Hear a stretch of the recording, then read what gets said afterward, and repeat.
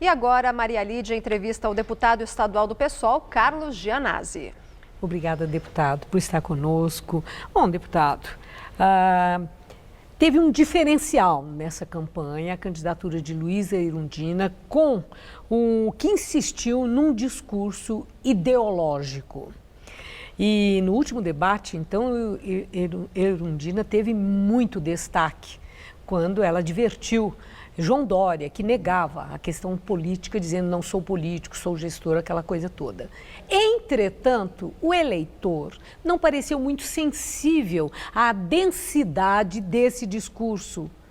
Como é que vocês entenderam isso? Na verdade, o PSOL não teve espaço no programa eleitoral. Com essa mudança da lei eleitoral que o Cunha aprovou no Congresso Nacional e que foi direcionada ao PSOL, porque foi uma vingança contra o PSOL e uma lei que foi sancionada pela presidente Dilma para afastar o PSOL exatamente do processo eleitoral. Nós não tivemos espaço na propaganda eleitoral. A Erundina tinha apenas 10 segundos, então ela praticamente desapareceu no processo eleitoral. Então não foi possível apresentar as nossas propostas para a população. Infelizmente, os debates não têm tanta audiência assim no Brasil, então nós não conseguimos atingir pela televisão a população. Foi justamente por isso que a candidatura da Erundina não cresceu, né? Ela estava em 10% e depois ela encolheu por conta da TV. Sem espaço de televisão, você não existe numa cidade como São Paulo, com 11 milhões de habitantes. E no Rio de Janeiro?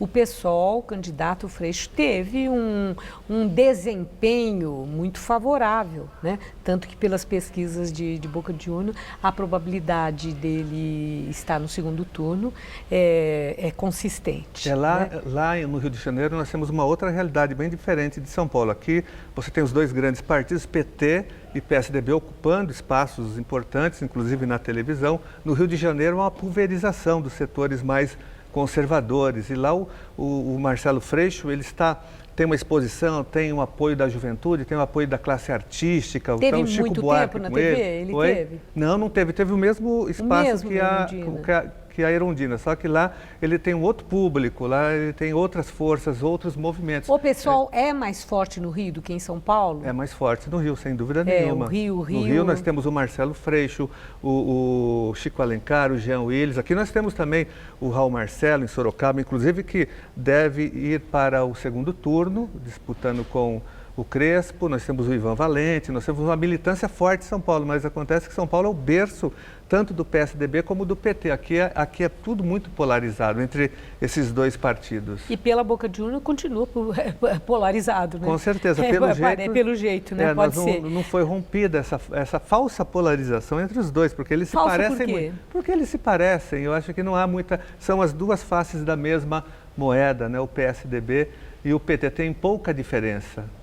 Agora, tem uma questão de crítica a vocês, da própria esquerda, que vocês do PSOL foram muito rígidos, não tiveram abertura para alianças, que inclusive quando o desempenho da candidata de Luísa Erundina mostrava que ela não estava com chance de ser mais competitiva, mas considerando a perspectiva positiva para Fernando Haddad, que é do PT, um partido de esquerda, não houve uma abertura do PSOL para apoio à candidatura, fazer uma dobradinha aí com Haddad e a garantia dele conquistar aquilo que acabou, parece, pela boca de urna, que ele conquistou. Eu pergunto...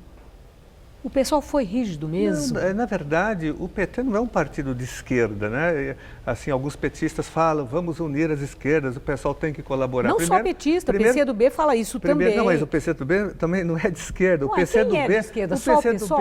Hoje pouco. O PSOL é um partido de esquerda, um partido programático, o PSTU e o PCB. São os três partidos de esquerda mesmo no Brasil. São e o que PT partidos. E PCdoB são, então? Eles são partidos de centro hoje, eles não são mais. Eles perderam o ideário político da transformação social. São dois partidos que têm hoje um projeto de poder, não mais um projeto de transformação social. São dois partidos que traíram os trabalhadores, por isso que estão amargando toda essa situação, todo esse inferno eleitoral e político, né? Eles se igualaram aos outros partidos, na verdade, que Agora, eles tem tanto criticaram. Uma reflexão. Não que eles sejam piores, na verdade, eles se igualaram ao PSDB, ao PMDB, foi isso que aconteceu, por isso que perderam a credibilidade. E no Rio de Janeiro... E é preciso que sejam iguais para que haja uma aliança, mas na medida em que no ideário haja compatibilidade de questões substantivas,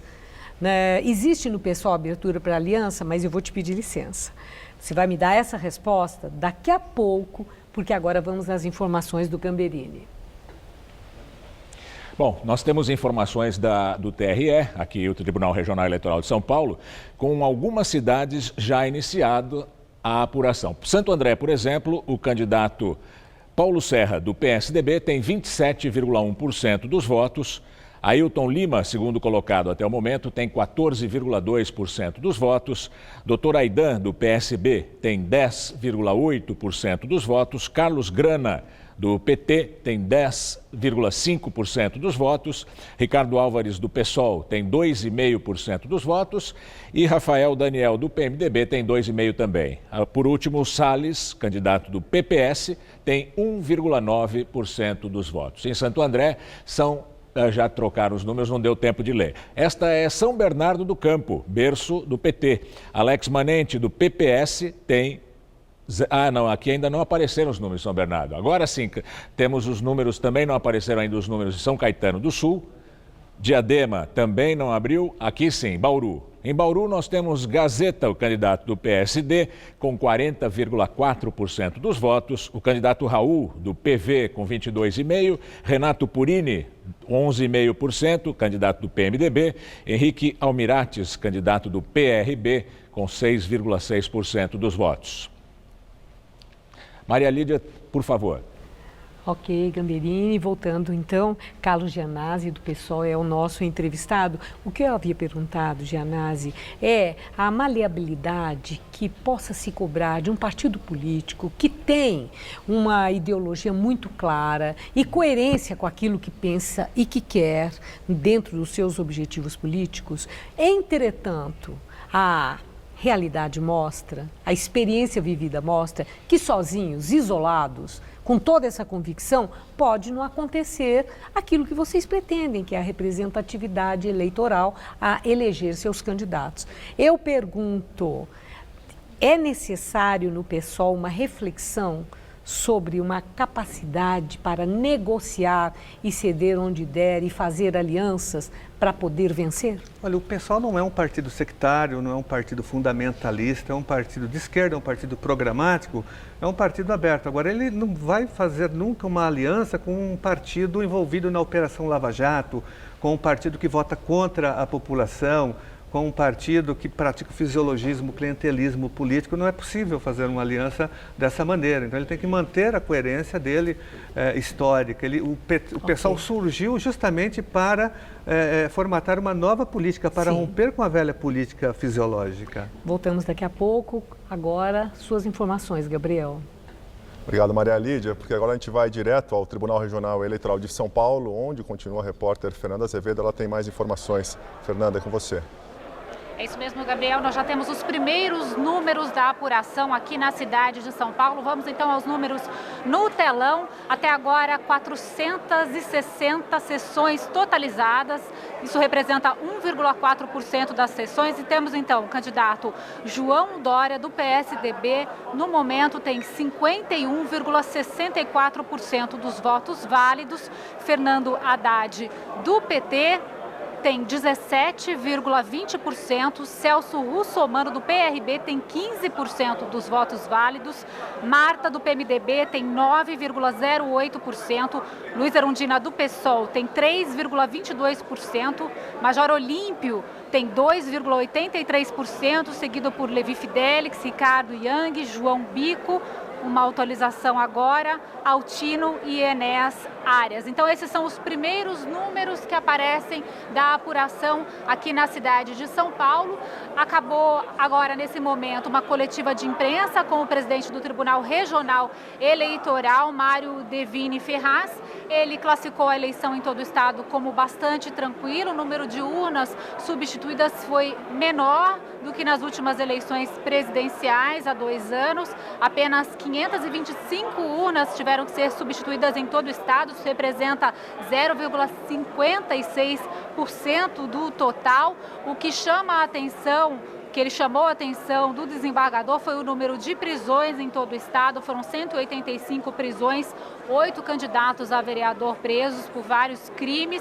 E aí ele explicou que esse número um pouco mais elevado das prisões pode ter relação com o menor número de dias de eleição, né, dos candidatos fazerem a sua propaganda e um acirramento nessa reta final. E aí os candidatos e os apoiadores buscando fazer um corpo a corpo mais próximo ao eleitor. Mas ele classificou a eleição tanto aqui na capital, onde foram 4 prisões, uma por um eleitor que quebrou uma urna eletrônica e 3 por boca de urna, enquanto em outras cidades do estado, bastante tranquila. Voltamos ao estúdio. Obrigado, Fernanda. E temos números de mais algumas capitais. Em Belo Horizonte, está ainda no início da apuração, menos de 1% das urnas apuradas, e João Leite, do PSDB, lidera com 27,85%, seguido de perto ali por Calil, do PHS, com 26,99%. Goiânia já atingiu 16% das sessões totalizadas e Vanderlan lidera com 36,44% e Íris Rezende vem em segundo com 35,74%. No Ceará, em Fortaleza, na capital, o Roberto Cláudio, do PDT, lidera a apuração com 42,52% e Capitão Wagner vem na segunda colocação com 28,38%, ainda no início da apuração, com um pouco mais, com quase 4% das urnas apuradas em Fortaleza. Nós continuamos com a entrevista de Maria Lídia. E eu converso com o deputado estadual Carlos Gianazzi, do PSOL de São Paulo.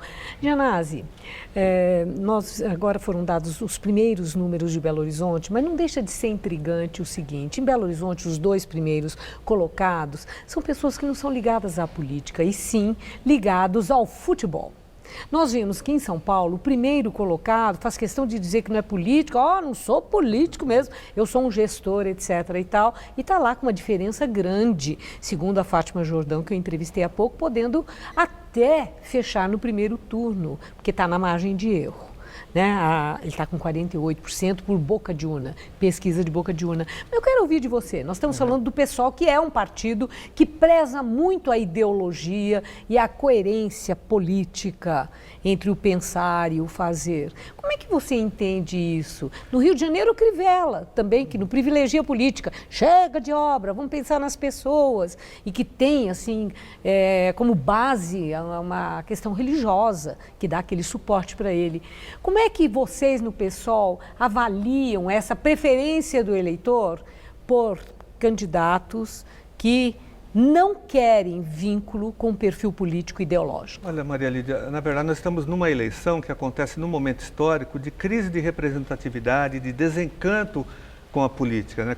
com a destruição de qualquer possibilidade, inclusive de participação. Então esses candidatos do mundo do esporte, do mundo da cultura, né, e outros que se dizem antipolíticos, eles ocupam esses espaços, mas não de uma forma crítica, não de uma forma para mudar o processo político, mas para reproduzir a velha política. Esse é um ponto fundamental que a gente tem que entender, por isso que eles estão ocupando esses espaços.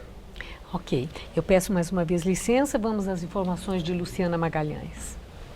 Pois é, Maria Lídia, agora vamos a mais números da apuração com Mariana Armentano. Isso mesmo, olha só, em Curitiba o resultado já está definido, teremos segundo turno. Em primeiro lugar ficou Rafael Greca do PMN com 38% dos votos. Em segundo lugar, uma surpresa, Neyley Prevost do PSD com 23% dos votos. Esse candidato vinha nas pesquisas de intenção de voto em sexto, quinto lugar e tivemos uma reviravolta. É com vocês aí no estúdio. Bem, continuamos agora com a entrevista de Maria Lídia com Carlos Gianazzi. Vimos agora esse resultado de Curitiba, Gianazzi, que interessante. Reviravolta também no segundo colocado, como em São Paulo. Aconteceu, segundo pesquisa de boca de urna, reviravolta naquele que deverá estar em segundo lugar. Essas surpresas, essas migrações de última hora, a própria migração dos votos de Luísa Erundina, ela começou num patamar 9% e depois entrou ali naquela curva descendente e, segundo pesquisa de boca de urna, ela teria menos de 5%. Que é o que ela teve na última pesquisa. A minha pergunta, como é que vocês entendem essa migração? Os votos de Erundina foram para quem? Na verdade, no caso específico da Luísa Erundina aqui em São Paulo, do PSOL, ela foi vítima de 2 processos. O primeiro, da invisibilidade da campanha dela, que ela não apareceu na televisão, Sim, há 10 segundos, isso. então isso que eu falei. Esse é um ponto. O segundo, ela foi vítima agora do voto útil, porque as pessoas estavam com medo que fosse ou o Russomano ou a Marta Suplicy para o segundo turno para disputar com o Dória. Então, algumas pessoas, uma parte do eleitorado, com medo, já fez o voto útil agora no Haddad contra o Dória. Então, aqui é outro... Ou contra o Russomano, né? Para ir para o segundo turno. Exatamente. Então, ela foi vítima desses 2 processos. A falta de tempo na televisão, né, que foi fruto dessa lei do Cunha, que sancionada pela presidente Dilma, que afetou frontalmente o PSOL, e também essa polarização histórica aqui em São Paulo, PT e PSDB, e muita gente me falava agora, olha, eu votei no Haddad, mas eu queria votar na Erundina, mas eu tive que fazer o voto útil porque eu estou com medo do cenário monstruoso e tenebroso e sombrio que está aí por vir com Dória ou Russomano. Bom, mais uma vez, vamos aos números. A informação agora é com Gamberini. Nós temos informações da apuração em algumas cidades de São Paulo, mas esses números ainda são oficiais. Bom, temos aqui João Dória com 1,4% dos votos, Fernando Haddad com 0,5% dos votos, Celso Russomano com 0,5% dos votos, Marta Suplicy com 0,3% dos votos, Luísa Erundina com 0,1%, Major Olímpio com 0% até agora, seriam 58 votos, Levi Fidelis com 16 votos, também computando 0% dos votos. Temos informações de outras cidades. Bauru, por exemplo, eleitorado de 260 mil pessoas, apuradas 4,5% das urnas. O candidato Gazzetta, do PSD, está em primeiro lugar com 40,1% neste momento. Segundo lugar, Raul, do PV, com 22,4% dos votos.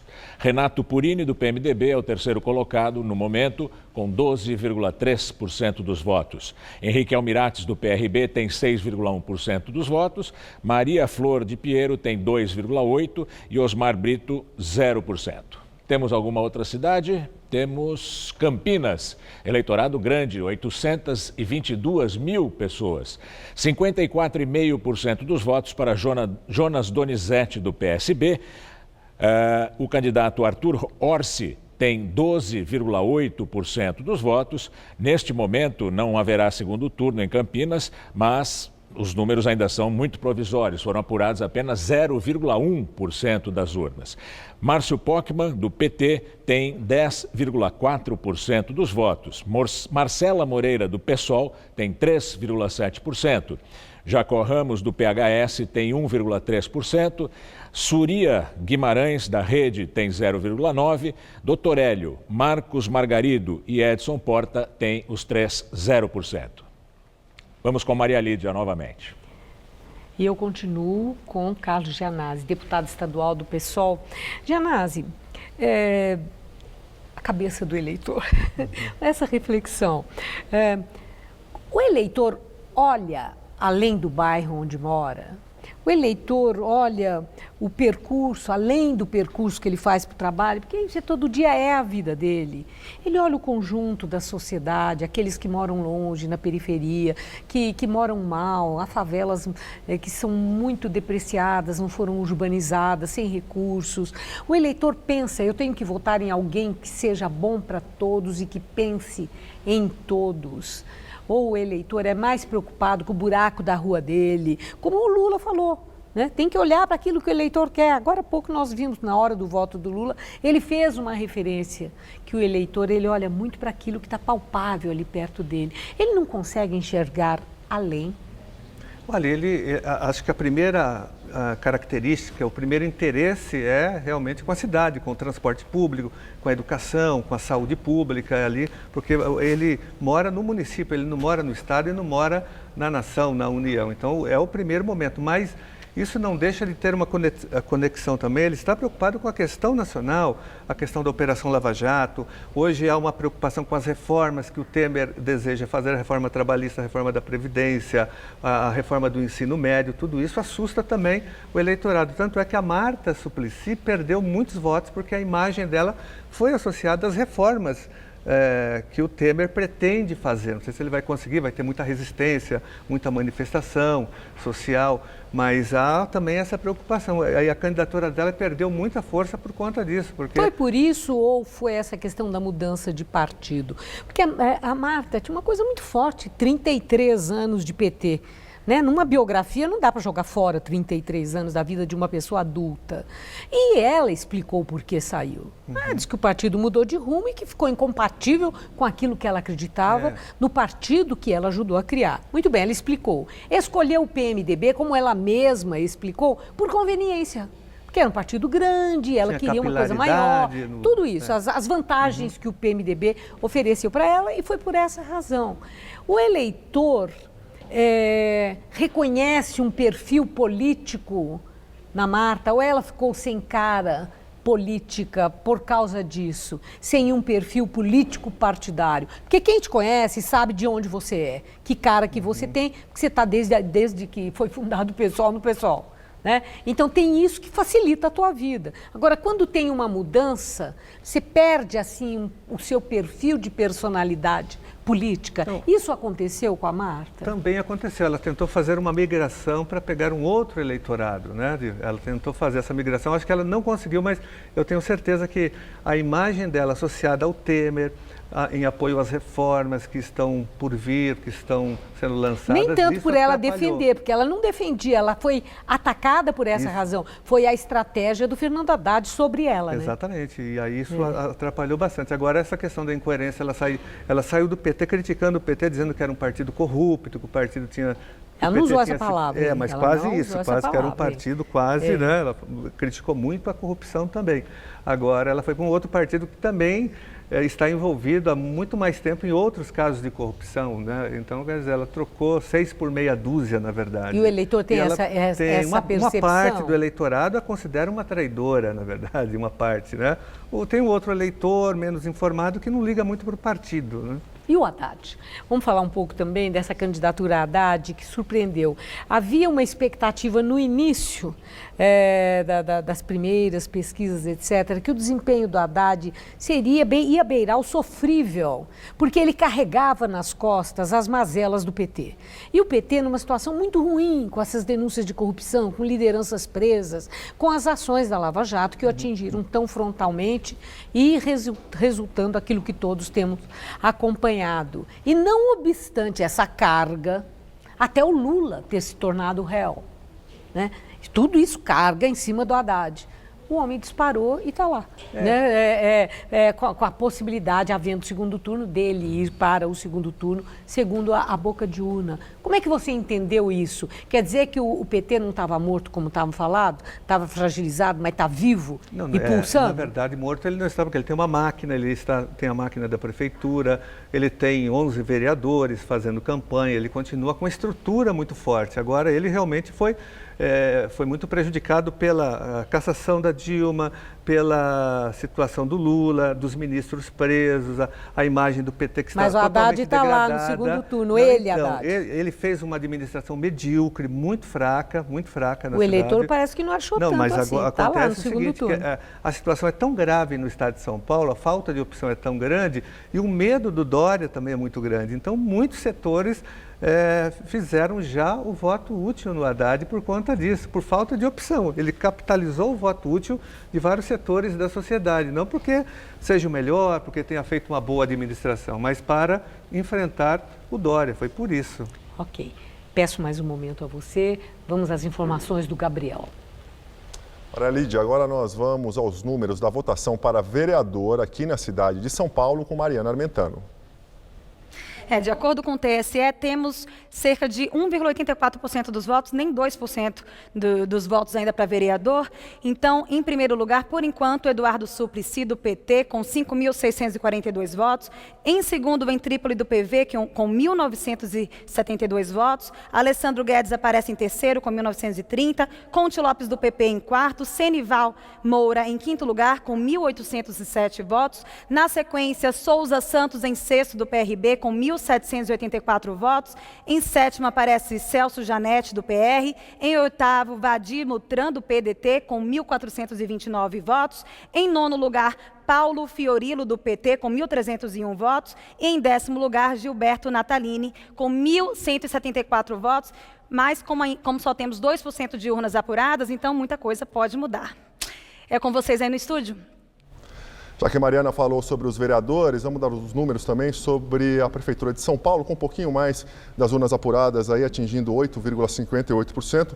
João Dória continua na liderança, com 52,46% dos votos. Fernando Haddad vem em segundo, com 16,76%.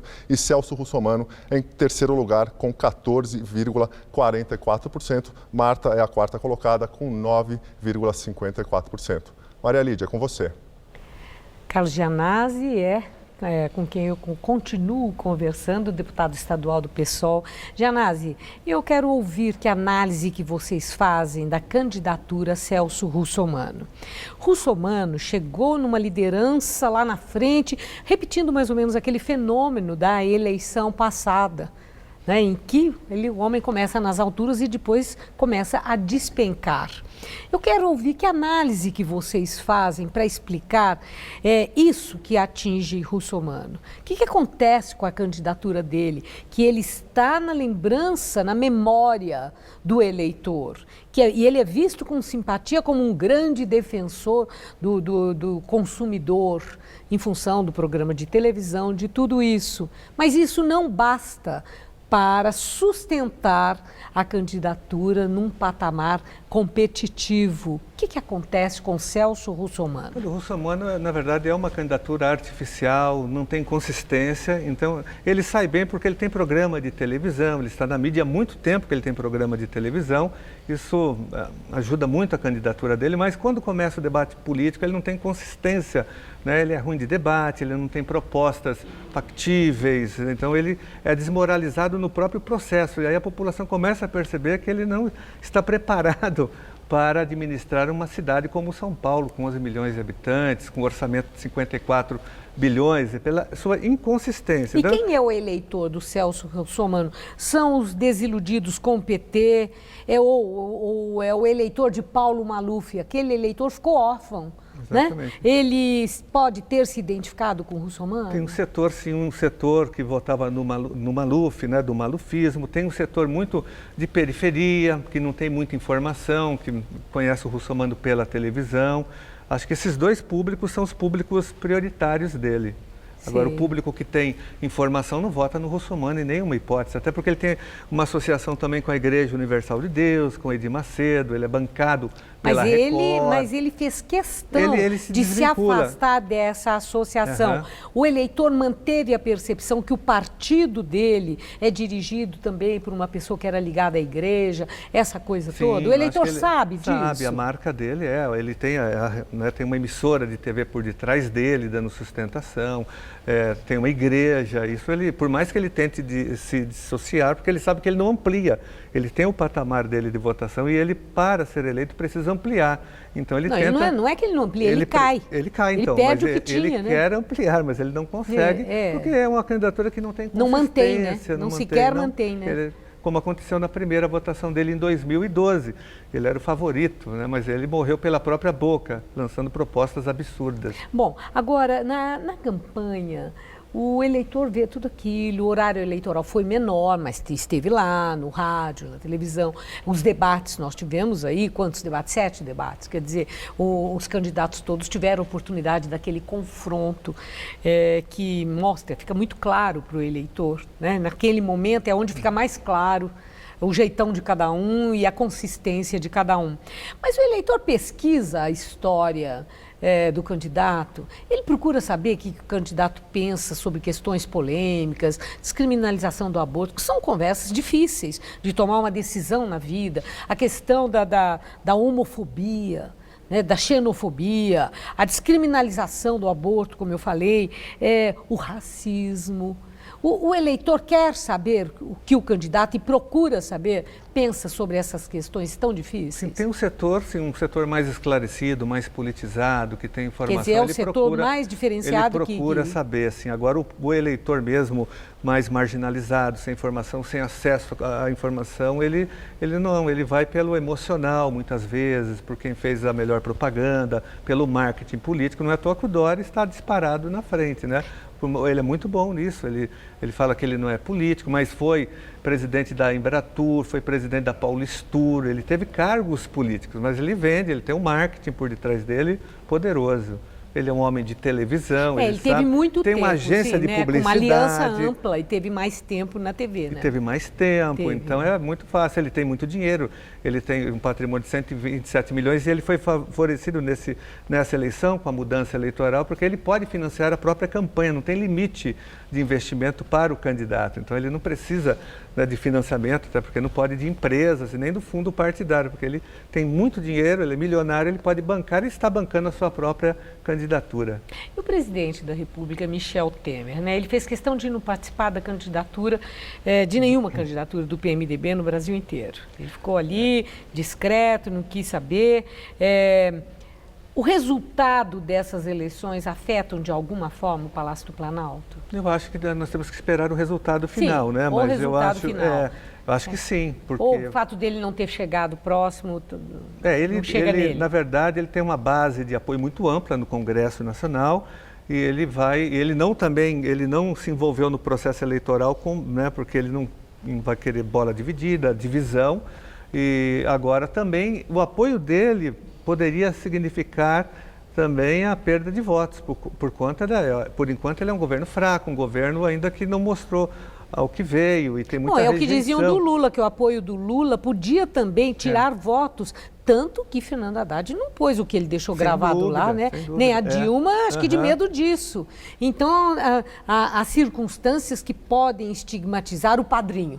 Exatamente. E aí o padrinho pode apadrinhar, mas não pode aparecer. Esses dois padrinhos ninguém queria na eleição, né? Nem o Lula e nem o Temer, porque ambos estão com as imagens prejudicadas e queimadas, e os dois. E o Temer é o presidente que ameaça as reformas contra os trabalhadores, reforma trabalhista, reforma da Previdência contra os trabalhadores, reforma do ensino médio, que está sendo amplamente criticada em todo o Brasil, com a extinção de disciplinas, a DRU que ele aprovou, que tira dinheiro da educação, tira dinheiro da saúde, sem ter sido debatida, né? Exatamente, então tem várias... Quer dizer, é criticada também sem ter sido debatida, né? Por uma medida provisória, parece um ato institucional. Os militares que fizeram isso com a educação brasileira. Bom, te peço licença, agora voltamos às informações da Luciana. Isso mesmo, Maria Lídia. Nós voltamos agora ao Tribunal Regional Eleitoral com a repórter Fernanda Azevedo, que tem mais informações. Fernanda.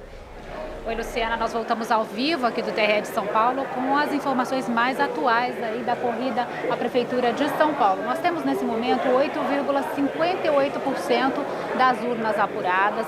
João Dória do PSDB tem 52,46% dos votos. Em segundo, Fernando Haddad do PT com 16,76%. Celso Russomano do PRB em terceiro com 14,44%, seguido por Marta do PMDB com 9,54%, Luísa Erundina com 3,27%. Nós voltamos ao estúdio. Obrigada, Fernanda. E agora é com você novamente, Maria Lídia. E nós prosseguimos aqui nessa nossa reflexão sobre a eleição 2016, uma eleição, como eu falava há pouco com a Fátima Pacheco Jordão, muito peculiar, com novidades. Primeiro, em meio a uma grande crise política e econômica, um momento difícil, tenso na vida do país, uma recessão com 12 milhões de desempregados. E, além disso, a mudança de regras, né? As regras do jogo eleitoral. Então, eu quero ver... Como é que você vê, com essa circunstância toda, qual foi o recado dessa eleição?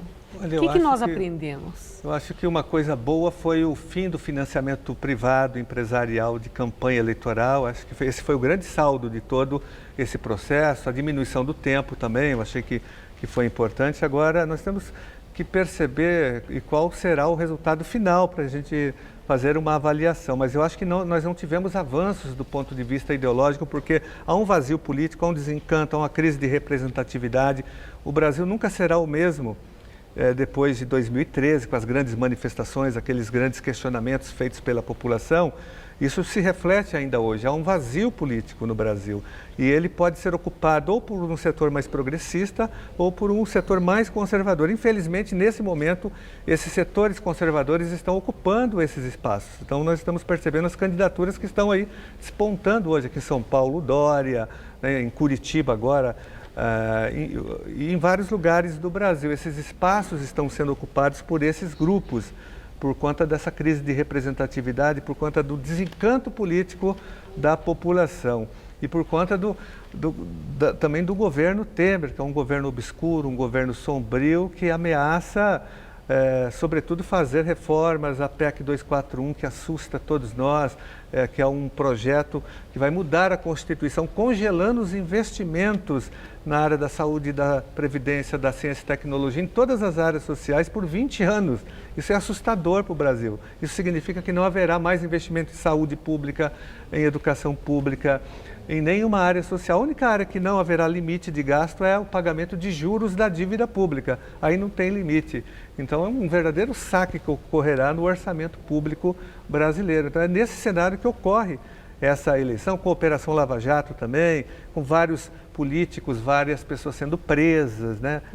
Ex-ministros, enfim, vários partidos envolvidos, não só o PT, o PMDB está envolvido na Operação Lava Jato, o PSDB, o PP. Então, esse desencanto, ele abre espaço para o desencanto com a política, mas, sobretudo, para que setores mais conservadores e populistas ocupem esses espaços. Agora, trazendo de volta aqui para São Paulo, Gianazzi, nós tivemos as duas candidatas mulheres, né?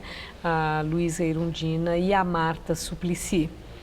E eu quero ouvir de você se essa questão de gênero teve algum peso para a decisão do eleitor. Há duas candidaturas que não tiveram um desempenho que logo de início elas pareciam que teriam.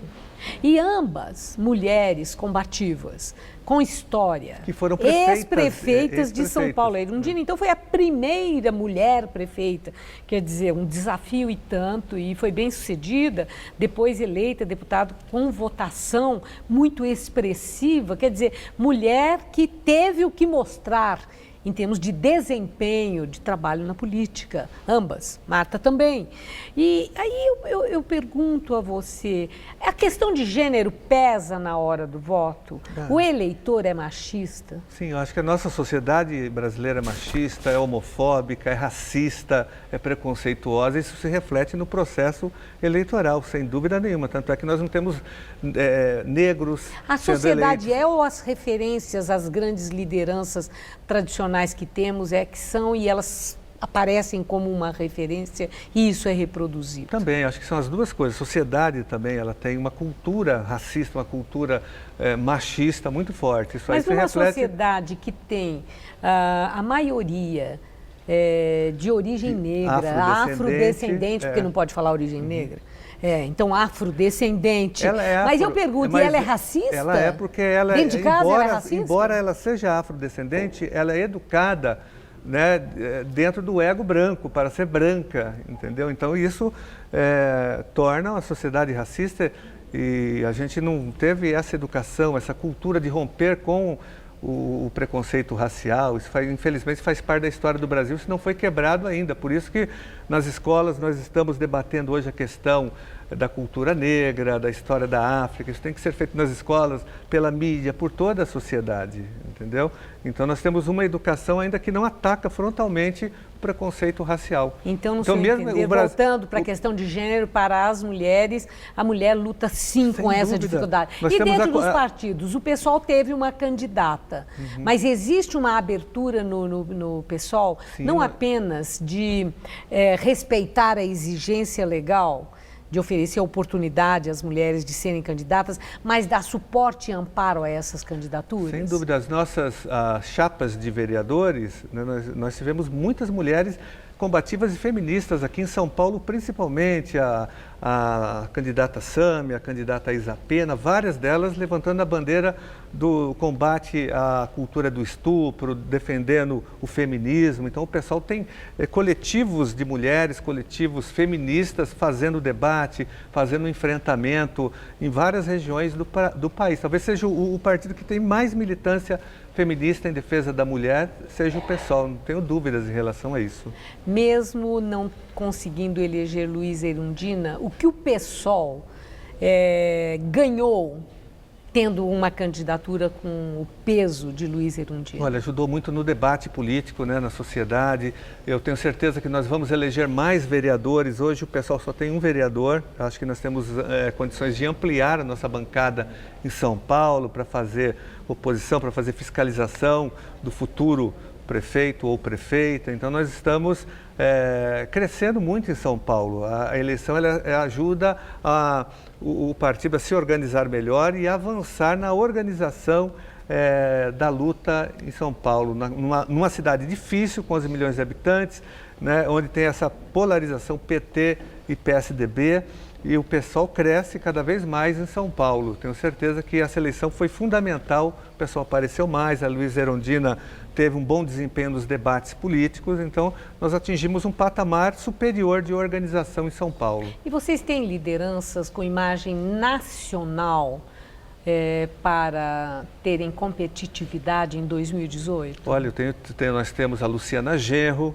né, que foi a nossa candidata. Nós temos, sempre a mesma? Não, mas temos o Marcelo Freixo do Rio de Janeiro, que tá inclusive pode ser prefeito. Força, né? Vigor, ele deve ir para o segundo turno e disputar com o Crivella. Ele vai se tornar ele é já uma liderança nacional. Nós temos o Jean Willis, nós temos o Chico Alencar, o deputado federal. Então nós temos esses nomes todos e tivemos outros também, o Plínio de Arruda Sampaio. Bom, aí é um grande nome nacional também. Sim, sem dúvida. E outras pessoas que estão vindo para o PSOL e que, com certeza, depois dessa eleição, pessoas que vão se filiar ao PSOL. Eu agradeço muito sua participação aqui na Hora do Voto. Muito obrigada, Carlos Gerais. Eu que agradeço o convite. Uma boa noite. Obrigado. Gabriel. E voltamos ao Tribunal Regional Eleitoral, onde está a repórter Fernanda Azevedo e que ela traz mais números sobre a capital São Paulo. Isso mesmo, Gabriel. Então, estamos aqui ao vivo no TRE. Vamos ao telão, então. Temos 16% das urnas apuradas. João Dória tem até o momento mais da metade dos votos apurados, 52,71%. Fernando Haddad, do PT, tem 16,43%. Celso Russomano, do PRB, tem 14,46%. Marta, do PMDB, tem 9,74%. Luísa Erundina, do PSOL, tem 3,23%. Major Olímpio, do SD, tem 2,38%. Voltamos ao estúdio.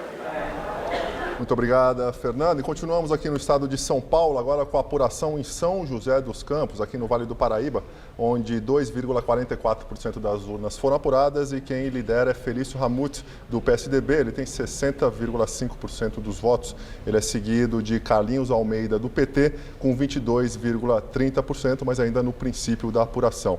Continuando em São Paulo, aqui no ABC agora, em Santo André, Paulo Serra lidera com 45,39% dos votos já apurados, agora apurados 12,69% das sessões. Dr. Aidan, que é do PSB, vem em segundo lugar com 16,62%, seguido de perto por Carlos Grana, que é do PT, com 14,07%. Passamos um pouco mais para o interior, para Ribeirão Preto, onde Duarte Nogueira, do PSDB, lidera essa apuração com 39,87%, seguido de Ricardo Silva, do PDT, com 26,79%. Em Ribeirão, 16,30% das urnas apuradas. Passando aqui para Campinas, com 8,61% das sessões totalizadas neste momento, informações do Tribunal Regional Eleitoral de São Paulo. Jonas Donizete, que é do PSB, lidera com 67,24%, seguido de Arthur Orsi com 15,71%. Em terceiro está Márcio Postman com 12,79%. Márcio, que é do Partido dos Trabalhadores. Vamos para o litoral de São Paulo, em Santos. A apuração ainda não começou e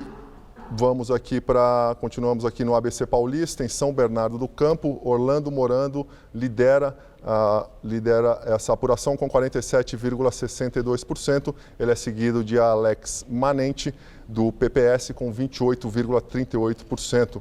O Tarcísio Secoli, do PT, está em terceiro lugar com 19,16%, 5% das urnas apuradas em São Bernardo do Campo. Um pouco mais para o interior, São José do Rio Preto, Edinho Araújo lidera com 54,84% dos votos já apurados. Bolsoni vem em segundo com 30,56% e João Paulo Rilo está em terceiro com 9,77%. Voltando aqui um pouquinho mais próximo da capital, em São Caetano do Sul, Auríquio lidera com 37,03%, ainda no princípio da apuração, com 2% das urnas apuradas. Ele é seguido de Paulo Pinheiro, com 27,76%. Em terceiro, Fábio Palácio, com 18,49%. E quem continua com mais dados, com mais informações sobre a apuração é Mariana Armentano. Mariana? Pois é, aqui em São Paulo temos 16% das urnas apuradas. Olha, por enquanto, João Dória, do PSDB, está com 53% dos votos. Portanto, se a eleição terminasse agora, ele seria prefeito em primeiro turno. Em segundo lugar, Fernando Haddad, do PT, com 16%. E em terceiro lugar, Celso Russomano, do PRB, com 14% dos votos. Na sequência, temos em quarto lugar Marta Suplicy, com 10% dos votos do PMDB, seguido de Luiz Erundina, do PSOL, com 3% dos votos. Depois vem Major Olímpio, do Solidariedade, com 2% dos votos. Agora, em Curitiba, o resultado já está definido. Rafael Greca, do PMN, tem 38% dos votos. Ele vai disputar o segundo turno com Neile Prevost, do PSD, que teve 23% hoje. Em Belém, a situação também está definida. Terá segundo turno entre Zenaldo Coutinho, do PSDB, com 31% dos votos, e Edmilson, do PSOL, com 29% dos votos. Voltamos com vocês. Obrigado, Mariane. Vamos direto com Maria Lídia Flandoli. Agora ela entrevista Roberto Romano, professor de Ética e Filosofia Política da Unicamp. Maria Lídia. Professor, muito obrigada por estar conosco.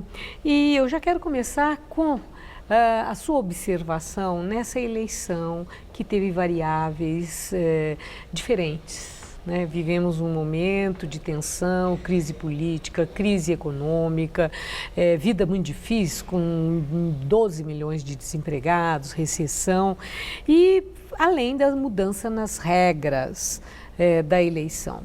Com tudo isso, houve a necessidade de ajuste dos candidatos a essa nova lei, essa nova realidade, a essa realidade. No seu entender, as características dessa eleição favoreceram que a vontade popular fosse melhor traduzida? Você me faz uma pergunta muito difícil, Maria Lídia. Aliás, é bem da sua característica de aprofundar as questões. Eu creio que, em parte, nós tivemos avanços. Por exemplo, a lei da ficha limpa funcionou. Você teve a ausência, pelo menos conspícua, da propaganda, que era um anabolizante que distorcia totalmente o processo eleitoral, né? Basta lembrar, na última eleição presidencial, né, aquela coisa tremenda cometida por João Santana e por Dilma Rousseff sobre Marina Silva, né? Você tem problemas que aí começam a aparecer que são graves. Hoje mesmo, no Jornal Estado de São Paulo, nós temos a notícia de que boa parte de agiotas estão aplicando em eleições. Atrás de agiotas nós podemos ter outras forças que são mais... Até morto, né? Fez doação. Exato. Mas no caso do agiota me parece mais sério, porque você está criando um nicho, né, de financiamento de campanha que vai trazer resultados seríssimos para o pagamento. O Norberto Bobbio tem um artigo muito interessante, é um grande jurista italiano. Ele tem um artigo sobre essa questão do financiamento de campanha. Ele diz: campanha é um bom negócio para quem ganha, né? E quem perde tem que encontrar saídas, acertar contas. E aí, veja, você tem uma tradição anterior, que agora também está sendo retomada, que é a dos assassinatos, né, de candidatos, etc. Isso é um indício muito sério de inquietação e de violência social que está extravasando do plano propriamente comunitário e está chegando no Estado, né?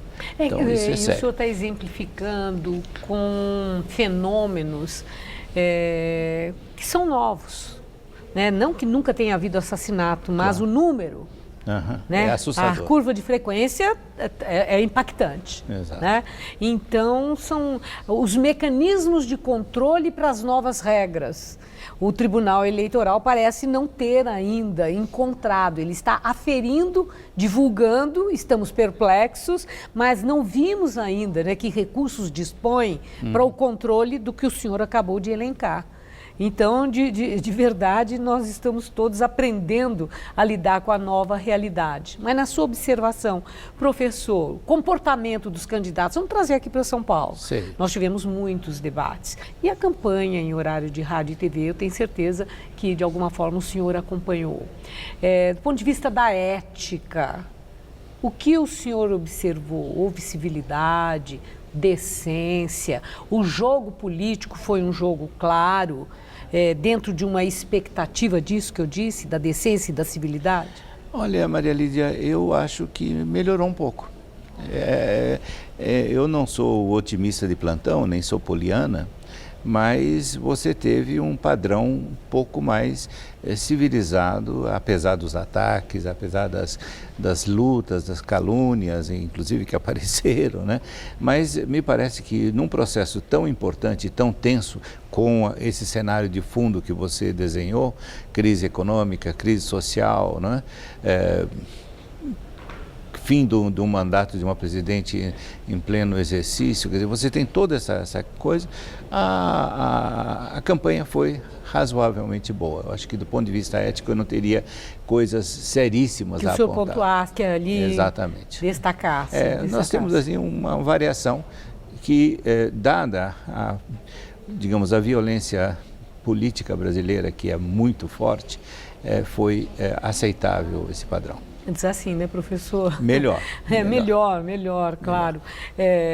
O pesar é muito grande, porque esse momento do voto, né, é aquele momento em que o cidadão é soberano, em que o sim ou o não dele tem significado. Né? É a hora em que ele pode dizer quero ou não quero. Exatamente. Né? Bom, agora, professor, trazendo então para... houve alguma surpresa? O senhor se surpreendeu de alguma forma com esses resultados primeiros que já apareceram nas pesquisas de boca de urna? Eu diria que nesses resultados de boca de urna, a surpresa é a possível passagem de Fernando Haddad para o segundo turno, né? Eu não costumo me pronunciar muito pesadamente sobre administrações, mas não foi uma administração digna de louvores. Bom, eu vou pedir licença ao senhor, eu volto daqui a pouquinho, a partir do que o senhor está dizendo, a administração de Fernando Haddad, mas vamos às informações do Gabriel. Obrigado, Maria Lídia, obrigado ao professor Romano. E agora nós vamos para o intervalo, porque a seguir você vai ter mais informações sobre as eleições em São Paulo e em todo o Brasil. O programa Hora do Voto volta daqui a pouco.